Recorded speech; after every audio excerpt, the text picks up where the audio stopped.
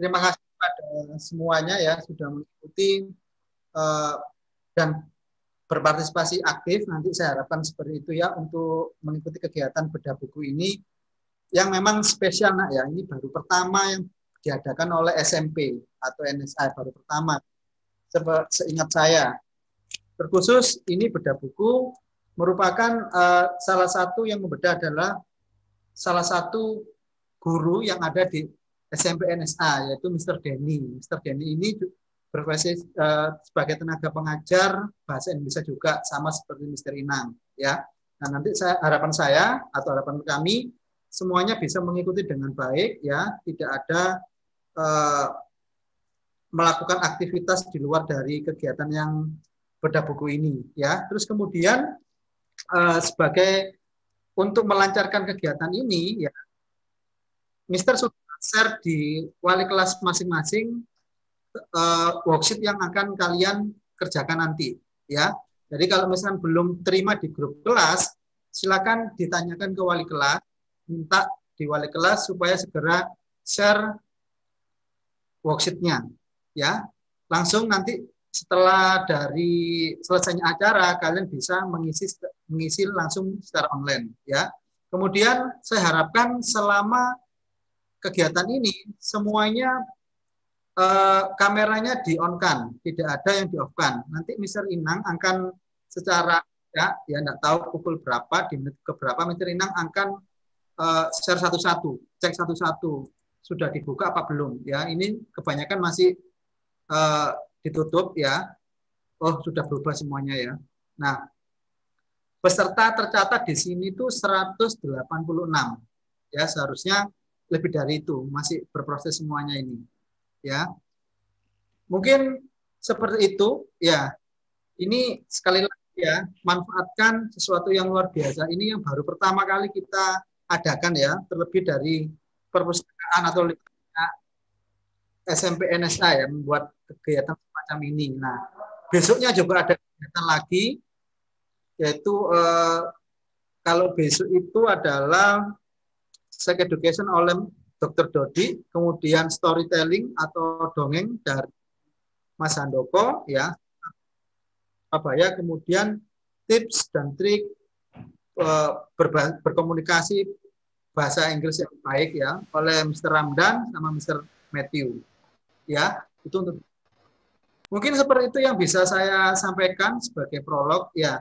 Ini segera dicek di grup kelas masing-masing, ya, sudah di-share wali kelas apa belum, ya. Sudah, ya. Nah, kalau sudah sambil dilihat-lihat nanti, ya. Mungkin seperti itu nak yang bisa Mister sampaikan, ya, di bagian awal.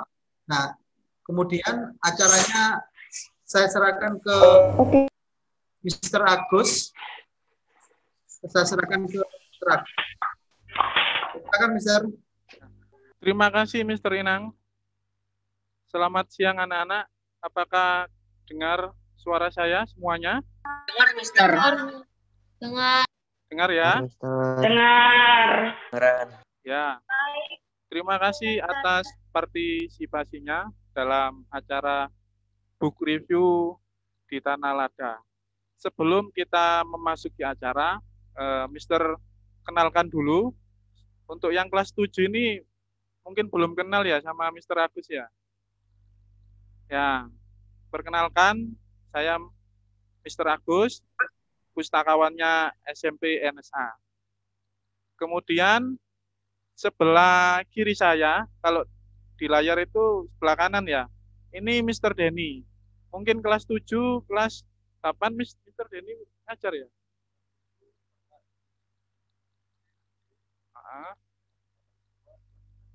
Ya, ini saya perkenalkan dulu narasumber kita, yaitu Mr. Denny, yaitu guru bahasa Indonesia SMP NSA.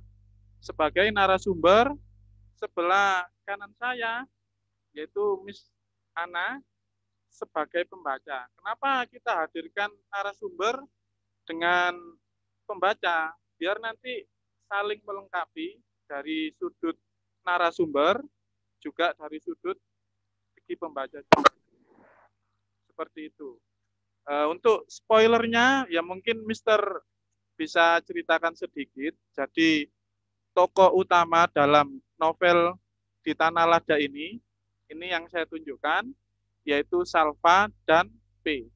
Salva ini anak yang usianya 6 tahun, dan P ini anak usia 10 tahun. Mereka saling bertemu ketika berada di rusun, seperti itu. Nanti lebih jelasnya kita langsung saja untuk memberi kesempatan Mr. Denny untuk membedah buku tentang Di Tanah Lada. Mr. Denny, saya beri kesempatan. Mungkin bisa langsung diberikan ke Miss Ana sebagai pembaca ya. Jadi gimana sih kesannya membaca buku Di Tanah Lada ini? Sebelum kita bedah, sebelum kita ketahui lebih dalam apa yang harus kita pahami, mungkin kita bisa mendengarkan pengalaman dari Miss Ana dalam membaca buku ini dalam waktu 24 jam, ya, karena dia begitu tertarik dengan ceritanya, dan saya sangat takjub melihat hasil dari itu. Coba saya serahkan kesempatannya kepada Miss Ana untuk bercerita sedikit pengalamannya tentang membaca Di Tanah Lada. Oke? Terima kasih. Hai guys, dengar suaranya Miss Ana? Dengar, Miss. Oke, terima kasih Mbak Dani. Ya, saya jujur tertarik sama novel ini, gitu kan. Waktu Mr. Denny itu menceritakan sinopsisnya ke saya tertarik. Terus saya pinjamlah buku, gitu kan. Saya baca, gitu kan. Saya baca, ini itu tidak berbicara tentang romantika anak-anak, tapi berbicara tentang keluarga, berbicara tentang persahabatan, berbicara tentang kasih sayang, dan itu yang membuat saya tertarik dengan buku ini. Tidak hanya itu, tetap bahasa dalam buku ini itu begitu mudah dipahami untuk kalangan anak-anak. Untuk kalangan anak-anak sangat mudah dipahami. Jadi kalian guys, kalian bisa baca buku ini. Ini cocok sekali untuk kalian ya, untuk baca. Ada PDF-nya kan ya, Pak Agus? Ya, oke. Nanti akan di-share-kan PDF-nya ya. Jadi itu saya suka sekali dengan buku ini karena buku ini mudah dipahami, ringan, dan juga di sini itu ada kamus ya guys ya. Jadi ini kan menceritakan seorang anak yang bernama Salva dan P ya. Nah, Miss Ana nggak akan menjelaskan secara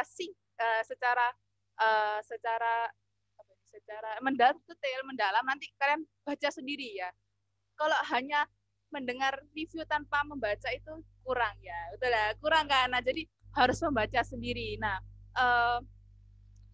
ketika Salva ini adalah anak yang pintar, dia yang suka baca kamus. Nah, di sini tuh di buku ini, di novel ini ada apa nih namanya, catatan-catatan dari kamus, sehingga kalau kalian tidak tahu apa arti satu kata, kalian juga bisa belajar dari buku ini, novel ini, seperti itu. Oke. Terus tentang ya, kalau bicara tentang makna ya, makna di sini yang seperti Miss Ana katakan ada tentang kasih sayang dan sebagainya. Nah, di sini ada salah satu quotes gitu ya, bukan quotes sih, sebenarnya makna yang Miss Ana dapat dari buku ini tentang salt and pepper ya. Kan tadi karena namanya Salva, dia menganggap dirinya adalah salt, dan yang P itu dia menganggap dirinya pepper, yang dimana artinya itu seragam tapi tak serasa ya. Jadi saling melengkapi ya. Kalau kita bilang bumbu dapur itu nggak hanya garam dan gula ya, ada lada. Nah, itu saling melengkapi. Jadi ini bagus sekali dan cocok sekali untuk kalian baca seperti itu. Miss Ana aja sampai terharu ya, sampai Miss Ana kebut buku ini dalam semalam, serius. Miss Ana semalam ini Miss Ana baca sore, pagi sudah selesai Miss Ana baca karena benar-benar bagus sekali. Udah, itu saja dari saya, Mr. Denny. Ya, mungkin Mr. Agus bisa menjelaskan sedikit ya dari sisi pembaca tadi. Kalau Miss Ana bilang tokohnya dalam novel ini yaitu Salva dan Mr. P. Ya, siapa namanya? Ya sorry, P ya, sorry, P, bukan Mr. P. Saya ini terbawa-bawa. Jadi salva dan B yang mengubah nama menjadi salt and pepper, yang artinya saling melengkapi, seperti itu. Untuk lebih jelasnya lagi, isi atau kronologi dalam buku ini, kita bisa dengarkan penjelasan dari Mr. Denny, biar anak-anak juga tahu. Nanti juga ada sesi tanya jawab, nunggu Mr. Denny dulu untuk menjelaskan isi dari novel Di Tanah Lada. Kenapa sih kita harus membedah buku ini? Apa maknanya? Apa manfaatnya bagi kalian semua? Kan seperti itu ya. Nah, alangkah baiknya kita beri kesempatan Mr. Denny untuk membedah buku ini. Mr. Denny, silakan. Cek, ya. Jadi, mengapa buku ini menjadi buku yang sangat spesial bagi saya membaca dan membedah buku ini? Pertama, buku ini adalah pemenang sayembara novel Dewan Kesenian Jakarta tahun 2014. Ya. Buku ini merupakan hasil dari sastrawan muda yang bernama Ziggy Zesya Zioviana Zabriskie. Buku yang bercerita tentang kehidupan, makna keluarga, perjalanan seseorang dalam mencari makna tentang apa sih keluarga itu. Siapa sih keluarga itu? Apakah benar keluarga itu hanyalah ayah, ibu, dan saudara kandung? Ataukah sebenarnya keluarga itu menyimpan makna yang jauh lebih luas? Yaitu semua terkandung dalam novel ini. Kemudian bagaimana sih ceritanya? Bagaimana alurnya? Hal yang paling unik dalam cerita ini pertama adalah tokohnya, Salva dan P. Biasanya novel itu dibawa oleh tokoh-tokoh yang berusia remaja, berusia dewasa, tapi di dalam Tanah Lada ini tokohnya itu anak kecil. Usia 6 tahun bernama Salva dan usia 10 tahun bernama P. Tapi cerita yang dihadirkan itu bukan cerita anak kecil. Ceritanya adalah tentang kehidupan manusia secara umum. Konflik tentang persahabatan, konflik tentang keluarga, banyak konflik. Jadi ceritanya ini adalah dua pasang atau sepasang bocah ya, Salva dan P, yang menjalani hidup dengan penuh perjuangan. Mereka terlahir dari dua latar belakang yang berbeda. Salva dilahirkan dari keluarga konglomerat, ya.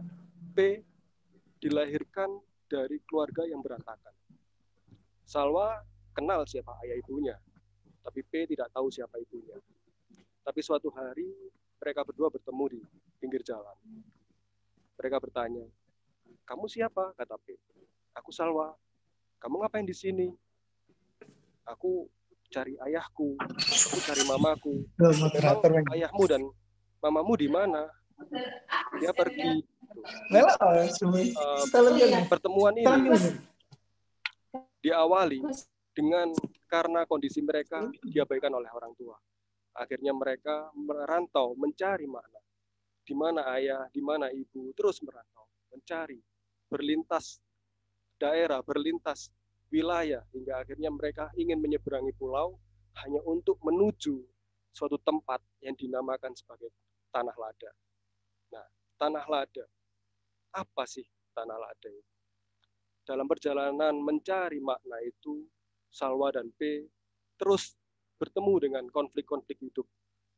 P yang tidak tahu ayah dan ibunya pun memiliki nama hanya sebuah huruf P saja. Sehingga Salva sering tanya, "Sebenarnya namamu siapa sih? Kok cuma P?" Dan akhirnya diketahuilah nama P itu memiliki banyak representasi, banyak perubahan. P ketika dipanggil oleh seseorang yang bernama Kak Suri, P dipanggil sebagai permaisuri, dipanggil sebagai apa ya? Pangeran, prince. Tapi ketika P bertemu dengan Mas Alri itu siapa? Kak Suri itu siapa? Mas Alri dan Kak Suri itu adalah orang yang dekat di sekitar P yang menggantikan posisi orang tua mereka. Jadi P itu nggak punya orang tua, tapi mereka hidup dirawat oleh Kak Suri, seorang mahasiswa, dan Kak Suri seorang mahasiswa, dan Mas Alri sebagai seorang penyanyi, seorang artis. Dan mereka memanggil P itu dengan sebutan yang berbeda. Kalau Kak Suri memanggil P itu sebagai panggilan bernama Prince, Kalau Mas Alri memanggilnya sebagai pangeran atau ya pangeran ya. Kemudian pangeran dari Inggris, kemudian Salwa memanggil P sebagai paper. Ada banyak P, ada banyak nama P di situ. Ada banyak perubahan nama, kesebatangkaraan, sebuah pengabaian, kemudian hal-hal yang menjadi kritik kemanusiaan, kritik sosial itu melekat pada kisah ini. Ini sampai mana tadi ya? Sudah cukup belum ya? Belum ya, Salwa. Jadi pada akhirnya Salwa dan P ini terus mencari apa sih keluarga itu, apa sih hidup ini itu. Salwa berbekal kamus, ya, karena Salwa ini dulunya dikado kakeknya sebuah kamus, namun kakeknya sudah meninggal, dan Salwa merindukan kakeknya, dan P selalu membawa gitar kemana-mana, karena apa? Karena dia rindu Mas Alri. Mas Alri ini adalah sosok yang dekat dengan dia, namun dia pergi meninggalkan, ya. Dia merantau dengan berbekal kamus dan gitar, yang satu kamus digunakan untuk memaknai setiap kata-kata yang tidak dia pahami di jalan raya, di kehidupan yang belantara ini, dan gitar itu selalu digunakan untuk mengiringi dirinya ketika sedih. Selalu menyanyi, dan lirik yang digunakan adalah liriknya puisi Aku karya Khairil Anwar. Aku binatang jalan dari kumpulan yang terbuang. Walau peluru menembus kulitku, aku tetap meradang, menerjang. Luka tetap kubawa berlari hingga hilang perih-perih. Seperti itu. Dan puisi itu, kamus itu menyertai perjalanan mereka sehingga mereka perlahan menemukan apa makna yang ia cari. Dan keluarga itu tak sekadar tentang ayah dan ibu. Itu keluarga inti. Tapi ada namanya keluarga alternatif, ada yang namanya keluarga semesta. Bahwa keluarga alternatif itu adalah orang-orang yang ada di sekitar mereka, yang selalu peduli. Kalian punya sahabat, itu keluarga alternatif. Kalian punya seseorang yang selalu ada, itu keluarga alternatif. Yang selalu menampung kita dikala kita membutuhkan wadah, yang selalu memenuhi kita ketika kita kekurangan. Dan keluarga semesta itu siapa? Keluarga semesta itu tidak hanya kita dan manusia, tapi keluarga semesta itu tercipta dari seluruh elemen semesta. Ya, mengapa ini terjadi? Karena P dan Salwa terus mencari kebahagiaan. Dia mencari ayahnya tidak ketemu, mencari ibunya tidak ketemu. Terus dia berjalan menyusuri jalan, sampai bertemulah dia di sebuah tempat di dermaga, dan dia berbicara dengan bintang. Aku ingin pergi ke bintang, karena di bintang aku melihat kakek Kia. Karena di bintang tempat kakek Kia berada. Kia itu adalah kakeknya Salwa yang memberikan kamus. Aku ingin seperti kakek Kia yang bijaksana, aku ingin ke sana. Dan akhirnya mereka ke bintang dengan cara moksa. Dan dia bertemu dengan makna-makna yang tidak dia tahu. Mungkin ada hal yang ingin ditanyakan lagi. Singkat dari saya ya. Tadi sudah penjelasan dari narasumber kita, yaitu Mr. Denny. Dari anak-anak mungkin ada yang bisa dipahami sedikit demi sedikit mengenai bedah buku ini. Saya lemparkan beberapa pertanyaan ya Mr. Denny ya. 3 dulu. Ada yang mau bertanya mengenai bedah buku novel ini? Kalau nggak ada, mungkin saya tanya dulu aja ya sebagai moderator untuk memotivasi anak-anak bertanya.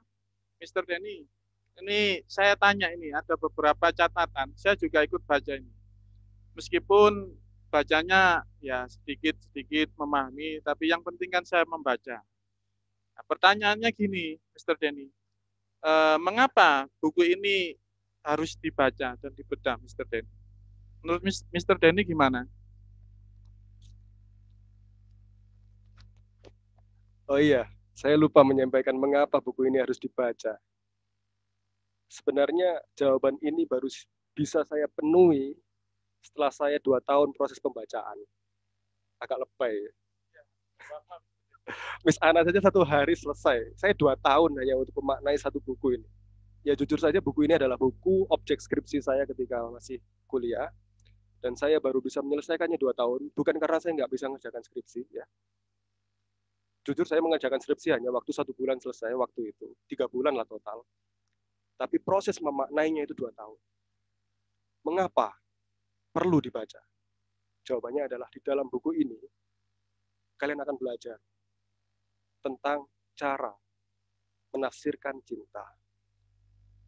Apa maksudnya menafsirkan cinta? Ini bukan cinta yang cowok cewek seperti itu, bukan ya. Cinta yang lebih murni, lebih abadi.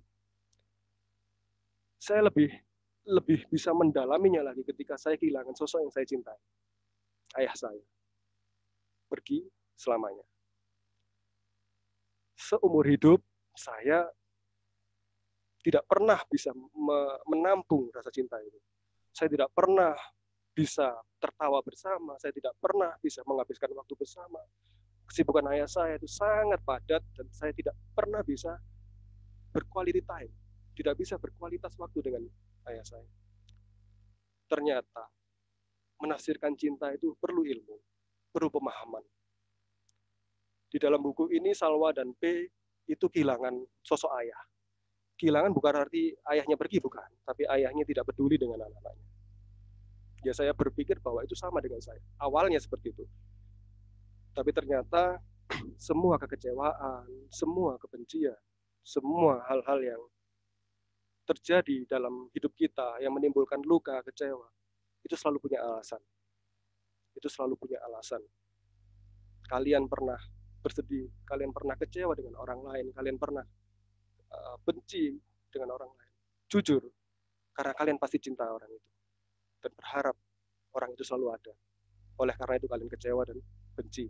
Karena kalian tidak bisa bersama dia. Jadi, mengapa buku ini penting dibaca? Setidaknya, agar kita bisa belajar bagaimana sih menafsirkan cinta yang benar. Karena cinta yang benar itu perlu pendewasaan dalam pikiran dan jiwa. Jadi setidaknya mungkin kalau kalian membacanya waktu sekarang masih SMP, mungkin kalian belum bisa mendapatkan itu secara langsung karena itu harus diiringi dengan proses hidup. Tapi setidaknya kalau kalian telah membacanya sekarang, setidaknya kalian punya bekal dalam menafsirkan hidup. Setidaknya. Ya walaupun saya membacanya pada usia 25 tahun, sepertinya 25 tahun. Ya, dan baru saya pahami. Oh bukan, saya membacanya pada waktu usia 23 tahun dan saya baru selesai di umur 25 tahun karena saya waktu itu ditinggal ayah saya umur 25. Tapi itulah prosesnya. Jadi jangan mudah patah hati, jangan mudah membenci, jangan mudah kecewa. Karena sebenarnya selalu tersimpan alasan. Ketika kalian memahami alasan itu, kalian pasti bisa memaafkan. Jadi inilah kekuatan dari buku itu. Tampaknya lucu, tampaknya sederhana, tapi sangat kaya makna, sangat kaya pesan moral. Cobalah membaca sehalaman, 2 halaman, dan tak terasa kalian akan menyelesaikan buku itu dengan air mata yang menitik di pipi. Seperti itu. Terima kasih, Mr. Denny, atas penjelasannya mengapa buku ini harus dibaca dan dibedah. Sebagai moderator, saya ya merangkum sedikitlah dari kesimpulan Mr. Denny bahwa kenapa buku ini harus dibaca, yaitu biar kita belajar mencintai keluarga kita. Intinya seperti itu anak-anak. Jadi selama kita belajar, kita juga harus tahu istilahnya cinta sama keluarga seperti itu. Jadi makna dalam buku ini memang untuk keluarga itu memang ditonjolkan. Cinta kepada mamanya, cinta kepada papanya, meskipun papanya juga ada yang anaknya ditinggal seperti itu.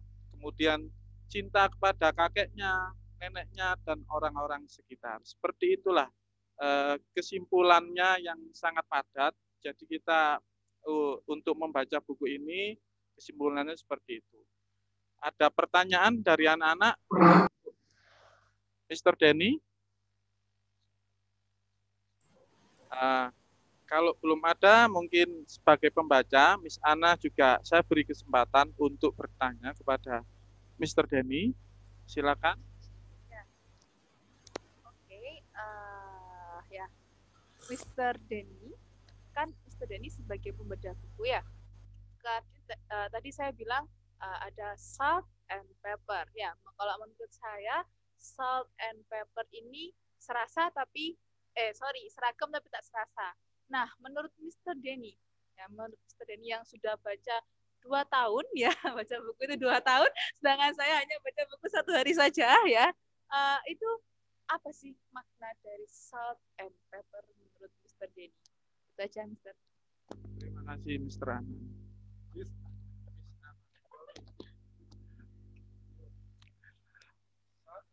Iya. Jadi di dalam cerita ini itu akan ada poin-poin ketika Salwa dan P itu berganti nama.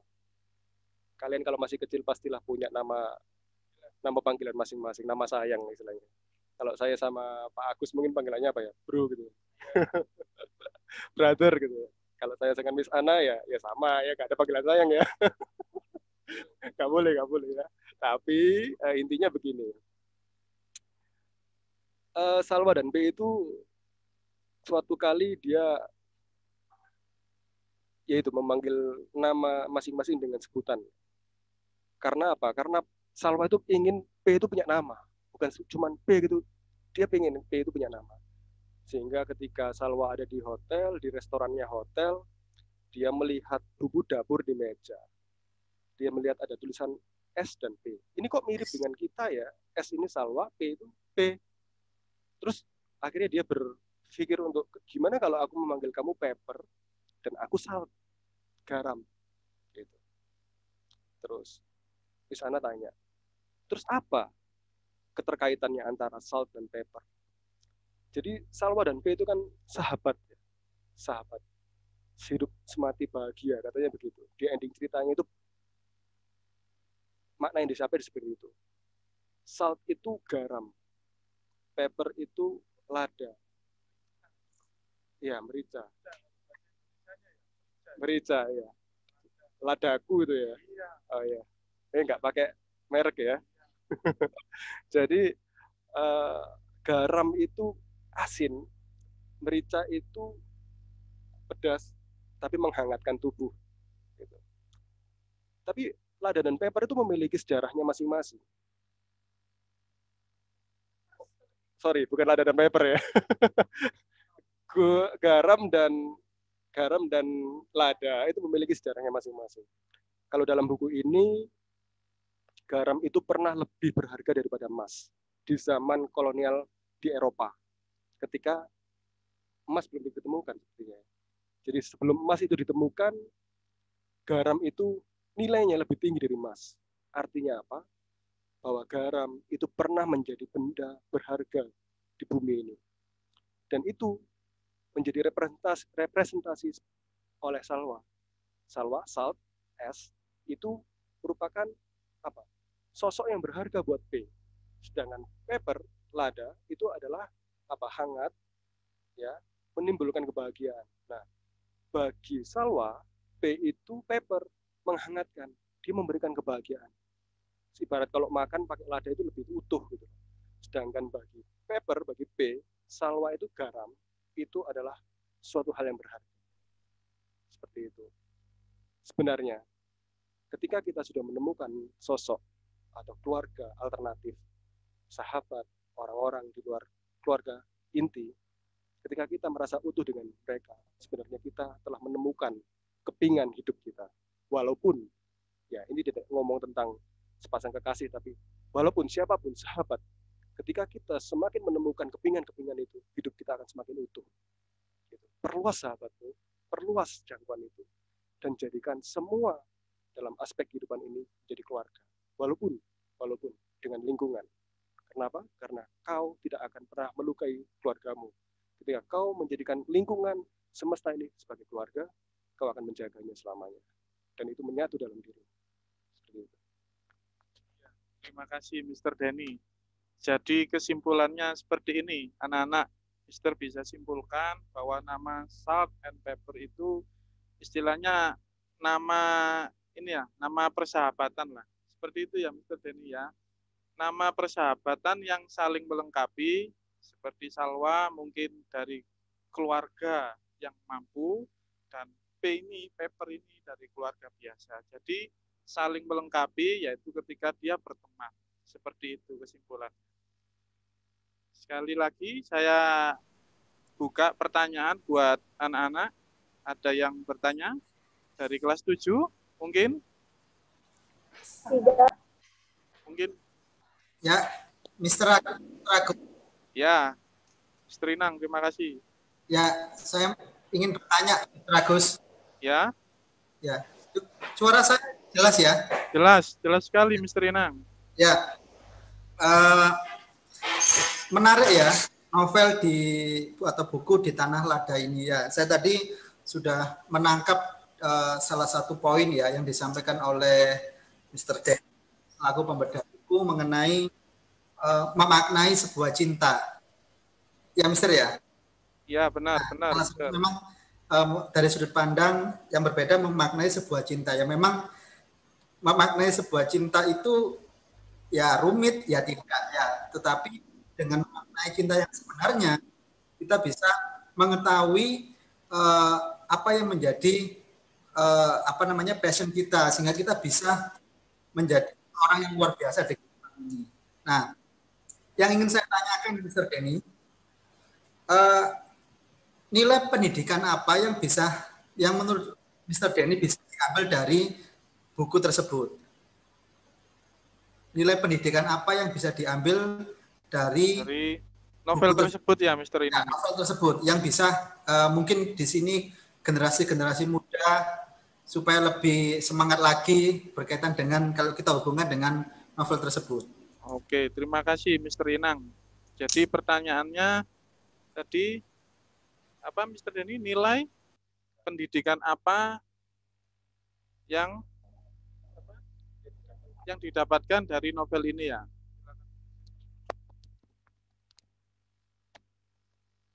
Mungkin nilai pendidikan, nilai karakter, mungkin seperti itu ya. Saya akan mengkaitkan itu. Hal apa yang bisa dipetik pesan moralnya tentang itu?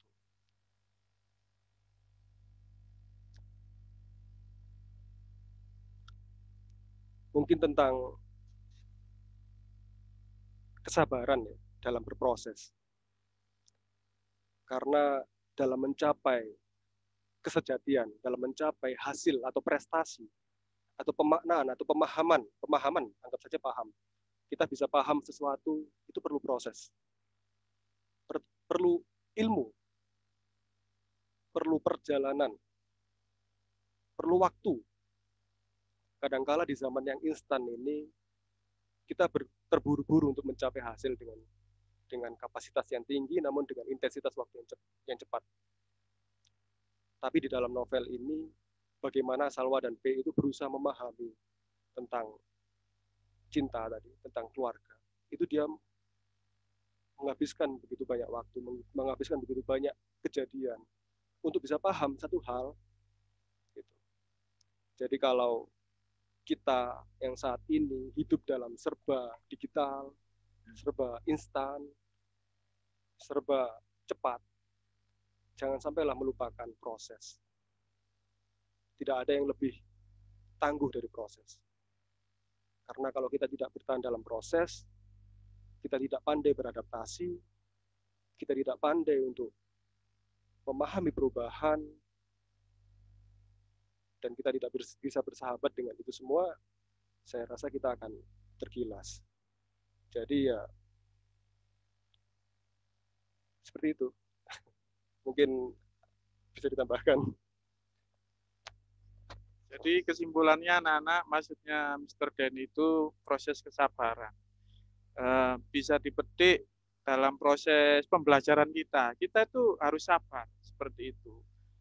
Kita yang namanya kita harus belajar, kita juga harus mengorbankan waktu. Tiada kata sukses kalau kita tidak mengorbankan satu, waktu, kemudian apa istilahnya? tenaga, dan pikiran. Nah, maksudnya Mr. Denny itu seperti itu. Kesabaran dalam novel ini ditunjukkan kepada Salwa dan P yang begitu sabar menghadapi ujian di lingkungannya, di keluarganya seperti itu. Jadi memang sabar itu harus kita jaga biar kita juga istilahnya mendapatkan hasilnya. Seperti itu Mr. Denny ya. Mungkin dari anak-anak yang lain kelas 7 atau kelas 8 atau Bapak Ibu guru yang mengikuti Zoom bisa bertanya. Pak Inang, gimana untuk jawabannya? Ya, terima kasih. Sudah cukup jelas ya. Berarti poin kesabaran yang perlu kita tanamkan ketika kita berproses untuk menuju kesuksesan. Ya, Mister ya. Ya. Cukup menarik juga di buku itu tadi juga dijelaskan bagaimana seorang tokoh ini memiliki panggilan atau nama kecil ya di masa-masa yang kecil, di waktu dia kecil ya. Itu sebenarnya kalau saya flashback atau kita berpikir, hampir semua orang pasti akan mengalami masa-masa seperti itu. Ya nggak usah jauh. Saya saja ketika kecil juga punya nama panggilan. Ya, kalau sekarang nama aslinya adalah Inang Aristiawan. Ya. Kecil kadang-kala ada yang manggil orang ganteng, orang cakep. Nah, seperti itu ya. Itu sesuatu bagus yang sekali itu Pak. Bagus ya. Jadi menariknya salah satu buku ini atau novel ini adalah hal-hal yang sederhana ya, yang apa biasa kita temui, kita jalani, itu diangkat di novel ini dengan cara yang berbeda, kemasan yang berbeda, yang seolah-olah kita hanya berpikir ulang ketika membaca novel ini. Ya, oh ternyata aku dulu juga pernah seperti itu ya. Nah, kita seolah diingatkan oleh visualisasi kita pada waktu itu. Oh, seperti itu ya. Kemudian juga memaknai sebuah cinta ya. Memang cinta itu dikatakan rumit ya enggak bergantung bagaimana kita menafsirkannya ya. Yang pasti cinta itu dibuat mudah ya, tidak dibuat sulit juga iya ya. Jadi bagaimana akhirnya pasnya itu di mana. Kemudian saya juga tertarik antara Mr. Denny dan Miss Anna ya. Mr. Denny membaca buku ini, memahami ini. Ya, benar Mr. Untuk waktu 2 tahun. Jadi benar-benar bisa nangkep beneran apa yang ada di dalam bukunya itu, ya kan? Kemudian Miss Anna dalam tempo waktu 24 jam. Kalau 24 jam berarti nggak tidur semalam itu ya. Biasa nih, beri tepuk tangan dulu semuanya untuk Miss Anna ini ya. Aku, merefleksikan buku tersebut dalam waktu 24 jam ya. Bagus sekali ya. Jadi ya saya apresiasi lah untuk Mr. Denny maupun Miss Anna yang sebagai membaca novelnya untuk terus tetap karya seperti ini. Mungkin seperti itu Mr. Agus. Ya, terima kasih apresiasinya Mr. Inang. Untuk anak-anak dari kelas 7, kelas 8, kelas 9, ada yang ingin ditanyakan? Langsung saja, open mic-nya juga enggak apa-apa. Saya tidak ada. Ya, dengan siapa? Halo? Apa arti judul di Tanah Lada? Ini dari siapa ini? Kelas? Nama? Steven, kelas 7C. Apa arti judul di Tanah Lada? Ya, pertanyaannya baik sekali. Pasti Steven ngiranya kayak ini ya, merica ya, di tanah lada atau bercocok tanam seperti itu ya. Oke, terima kasih Steven. Ya, kita Mr. Denny. Ya, apa arti? Kalau artinya di tanah lada itu secara harafiah mungkin semacam perkebunan. Tapi kalau makna itu artinya tentang tanah. Tanah itu apa sih tanah? Tempat untuk tempat untuk hidup. Ya, kita semuanya hidup di atas tanah. Kalau di bawah tanah kita ya, ya, ya kalau di terowongan ya. Tapi gini, tanah itu adalah tempat untuk hidup, tempat untuk tumbuh, tempat untuk memulai semuanya.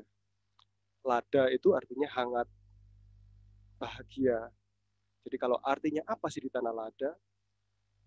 Ya itu adalah di mana tujuan antara Salwa dan P mencapai ruang kebahagiaan, kehidupan yang bahagia.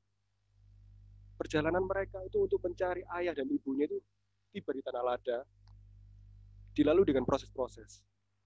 Jadi P mempertanyakan arti namanya P dari Prince, kemudian Pepper, pangeran, bahkan pengamen, ya pengamen. Karena apa? Salwa mengira P itu pengamen karena kemana-mana bawa gitar. Awalnya seperti itu.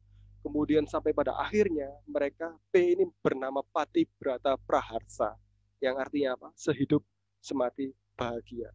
Dan itulah arti dari di tanah lada. Tujuannya mencapai kebahagiaan itu harus hidup semati bahagia, kesetiaan. Jadi apa sih di tanah lada? Di tanah lada itu adalah tanah di mana P mendapatkan kebahagiaan. Jadi Salwa di sini sebagai sahabatnya P mengantarkan untuk menemukan keluarganya P. Yang ternyata setelah sampai di tanah lada, keluarganya P adalah Mas Alri dan Kak Suri. Yaitu tidak lain adalah kakak yang selama ini menemaninya di rumah susun. Yang selama ini dia tahu bahwa Kak Suri itu adalah mahasiswa dari mahasiswa apa ya? Gak dijelaskan ya. Intinya dia seorang mahasiswa yang sedang KKN mungkin seperti itu. Kemudian Mas Alri itu adalah seorang penyanyi. Ternyata mereka berdua ayah dan ibunya. Jadi P sangat kecewa ketika ayah dan ibunya yang selama ini dicari itu adalah orang yang selama ini ada di sampingnya. Mengapa tidak dari dulu mengatakan seperti itu? Gitu. Dan kekecewaan inilah yang saya tafsirkan sebagai makna keluarga dan bagaimana kita memaknai tentang cinta. Tidak selalu cinta itu harus diucapkan dengan kata-kata, ya kan? Tapi cinta itu bisa ditunjukkan dengan sikap dan pengorbanan, seperti itu. Jadi di tanah lada itu proses mencapai kebahagiaan hidup yang sejati. Seperti itu. Terima kasih, pertanyaan yang sangat bagus. Karena dimanapun kita membaca sastra, pasti kita akan mempertanyakan arti dari judul itu. Maknanya apa? Seperti itu. Terima kasih Mr. Denny. Jadi Mr. simpulkan ya Stephen, untuk Stephen kelas 7, judul di tanah lada itu yaitu istilahnya tempat untuk mencari kebahagiaan. Nah, singkatnya seperti itu ya Mr. Denny. Tempat mencapai kebahagiaan. Oke, terima kasih. Untuk kelas yang lain, anak-anak mungkin bisa bertanya. Waktunya kurang 10 menit ya, Mr. Inang ya? Ya, Mr. Agus, kurang Ya. 10 menit. Kalau nggak ada yang tanya, ini saya ada 3 pertanyaan. Mungkin anak-anak. Ya? Ada yang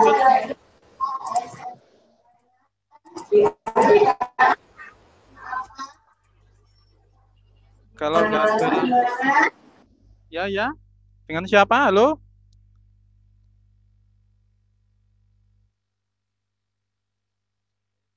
Ya, ini aja. Mister aja yang tanya nih ya. Ada waktunya berhubung tinggal 10 menit. Ini Mister ada 3 pertanyaan untuk Mister Denny. Ya, semoga ini juga ada hubungannya nanti dengan kuisnya bagi anak-anak. Yang pertama, apa poin penting yang disampaikan dalam novel Di Tanah Lada, Mr. Denny? Ini yang pertama. Yang kedua, pesan moral seperti apa yang disampaikan dalam novel Di Tanah Lada? Dan yang terakhir yaitu makna yang disampaikan dalam novel Di Tanah Lada seperti apa? Poin pentingnya dalam novel Di Tanah Lada. Poin pentingnya di Tanah Lada ini novel yang unik ya. Unik karena apa? Karena ceritanya itu penuh konflik kehidupan umum, tapi yang menjalaninya adalah anak-anak. Bagaimana anak-anak melihat kehidupan dengan versinya. Ketika kita melihat kehidupan dengan versi kita, itu akan berbeda dengan anak-anak yang melihat dengan dunianya. Misalkan mungkin ketika kita melihat banjir, bagi orang dewasa banjir itu menyedihkan. Bagi anak-anak menyenangkan. Mereka bisa berenang, ya, menyatu dengan air, ya kan. Tapi bagi orang dewasa itu menyedihkan. Kenapa? Barang-barang terendam semua, rusak. Ya. Itu beda perspektif sudah. Dan kehidupan yang serba rumit ini dipandang dengan sudut pandang anak kecil. Jadi unik sekali. Itu poin penting yang pertama. Poin penting yang kedua, ini terkait juga dengan makna. Bahwa yang disampaikan di Tanah Lada ini adalah tentang makna keluarga. Bagaimana kita memaknai keluarga, itu tergantung pemahaman kita terhadap cinta, terhadap tafsir kita terhadap cinta. Kalau kita memiliki hati yang besar, memiliki perspektif atau tafsir tentang pemahaman hidup yang dalam, kita bisa berkeluarga, kita bisa bersahabat, kita bisa menjadi keluarga terhadap apapun, dengan siapapun.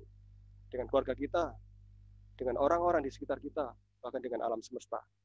Semuanya keluarga. Mengapa? Karena kita diciptakan saling terhubung. Kita tidak terbedakan. Kita dengan batu, itu satu elemen. Kita memiliki hal yang sama. Sama-sama makhluk. Sama-sama ada di dunia. Batu lebih abadi daripada kita. Kita bisa mati. Batu berumur panjang. Mungkin dia akan hancur ketika dia menjadi pasir. Tapi ketika dia dalam kondisi yang utuh, dia akan hidup selamanya. Dalam arti apa? Hidup ada, bukan hidup bernafas. Ya. Nah, poin penting yang ketiga, pesan moral juga termasuk. Pesan moralnya ada banyak sekali. Ada kritik sosial, kritik kemanusiaan. Pesan moralnya bahwa di dalam cerita ini banyak sekali disampaikan tentang filosofis seperti ini. Apa hubungannya ayam sama telur? Nah, seringkali Salwa sama P ini cerita tentang ayam dan telur. Nanti aku pengen jadi ayam, kamu jadi telur ya. Nah, awalnya tadi salt sama pepper, kemudian jadi ayam sama telur. Mereka selalu mencari, apa ya istilahnya itu, gambaran-gambaran tentang dirinya. Selalu mencari analogi tentang dirinya. Mengapa ayam sama telur? Itu diidentikan dengan diri mereka. Karena mereka ingin dalam satu esensi, satu entitas yang sama. Ayam sama telur itu tidak terpisahkan. Mau duluan mana? Mau duluan ayam atau telur? Terserah. Telurnya menetas jadi ayam atau ayamnya menelurkan telur, itu selalu berputar. Ya itulah hidup. Kita tidak perlu memperdebatkan suatu hal yang berbeda. Yang berbeda pun itu sama sebenarnya. Jadi poin pentingnya tadi ada tentang pesan moral, keunikan sudut pandang, ada maknanya. Maknanya tadi tentang makna keluarga, bahwa kita ini tercipta dari semesta, ya, tercipta dari hal yang luas, kemudian kita menyatu, maksudnya kita tercipta dari hal yang berbeda, sama. Nah, harus kita maknai, jangan membeda-bedakan. Ada keluarga inti, ada keluarga alternatif, ada keluarga semesta. Keluarga inti itu ayah, ibu, saudara. Keluarga alternatif itu yang awalnya tidak kenal menjadi baik. Kalau keluarga semesta itu adalah lingkungan. Kalian bersama pohon, itu keluarga. Kalau kalian kehilangan pohon di bumi ini, tentu kalian tidak akan mampu hidup. Dan tanpa keluarga, kalian juga tidak akan mampu hidup, kan? Jadi semua ini adalah keluarga. Yang terakhir apa ya? Ya, maknanya sudah tadi. Makna keluarga, pesan moralnya, poinnya sudah. Pesan moralnya tadi ya, tentang tidak membeda-bedakan perbedaan.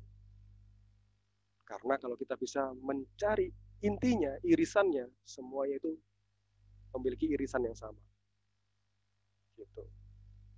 Mungkin bisa diingat-ingat untuk menjawab pertanyaannya, ya. Seperti itu ya.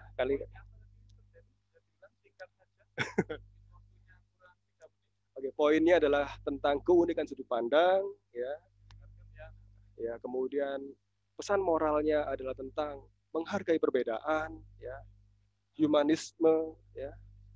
Kemudian maknanya adalah tentang makna keluarga. Yang ada 3, ada keluarga inti, keluarga kalian, alternatif adalah keluarga yang ada di luar, yaitu persahabatan kalian, dan keluarga semesta adalah sikap kalian terhadap lingkungan. Simbiosis mutualisme. Seperti itu. Jadi, Mister simpulkan ya, mungkin bisa buat catatan anak-anak.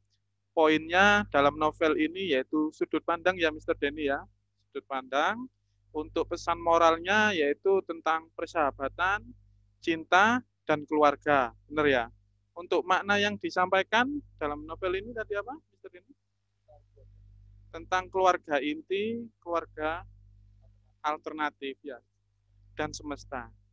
Seperti itu anak-anak, kita waktunya kurang 2 menit, mungkin saya tutup dengan quote dari kesimpulan dari Mr. Denny, Miss Ana, dan saya sendiri. Mungkin saya beri kesempatan untuk Miss Ana 1 menit saja untuk memberikan kesimpulan dari bedah buku ini. Kesimpulan dari acara bedah buku pada pagi hari ini,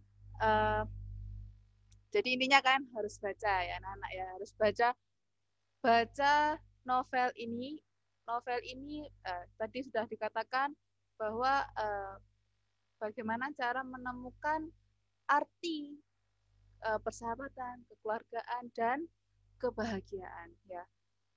Sampai Miss Ana foto ini banyak quotes ya anak-anak ya, di sini banyak quotes sekali gitu yang menguatkan Miss Ana seperti itu. Nah, jadi intinya kalian harus membacanya. Itu saja. Dari Mr. Denny. Ya, singkat ya. 1 minute. Jika kalian ingin paham tentang hidup ini, bacalah. Apapun yang ada di depan kalian, dengan mata, dengan hati, dan pikiran kalian. Terima kasih. Terima kasih Mr. Denny. Untuk dari saya sendiri, quotes-nya yaitu, ketika kamu membaca buku, janganlah hanya membaca buku per lembar saja, tapi bacalah sampai lembar terakhir, karena kamu akan tahu alur dan makna dari sebuah buku itu. Terima kasih. Tepuk tangan aplausnya buat narasumbernya dan pembacanya. Terima kasih semuanya. Terima kasih Mr. Inang. Saya kembalikan lagi ke Mr. Inang. Ya, terima kasih Mr. Agus kegiatan ini. Kami ucapkan terima kasih banyak. Semoga nanti di event-event berikutnya kita bisa berjumpa lagi dengan tema yang berbeda. Terima kasih, selamat siang untuk para pengisi acara. Nah, baik anak-anak. Yang pertama, tadi Mister sudah share di... Ya, terima kasih. Hello dulu semuanya ya, terima kasih. Nah, kemarin tadi Mister sudah share link, ya, ada 2 link. Yang pertama dulu, adalah worksheet-nya. Oh ya, silakan. Ya, biar kelihatan buat dokumentasi Mr. Inang. Ya. Bentar ya, anak-anak di-on-kan kameranya semua ya.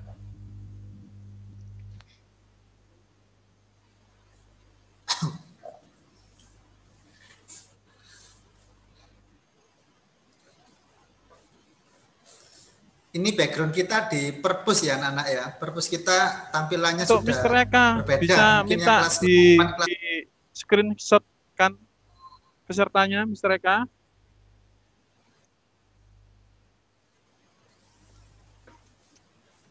Kelas 8, 9 mungkin Ya. akan Mr. Inang bisa minta difotokan ya lewat Mr. Inang ya. Screenshotkan aja. Oh ya. Ya. Oke. Sebentar.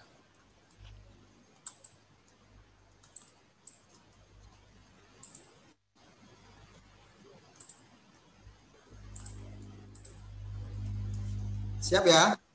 1, 2, 3. Nah. Tadi saya sekarang pakai HP, Mister.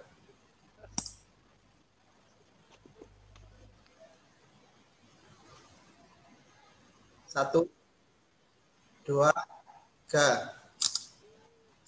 Nah, pakai HP, pakai komputer. Terima kasih Mr. Inang. Ya, terima kasih Mr. Agus.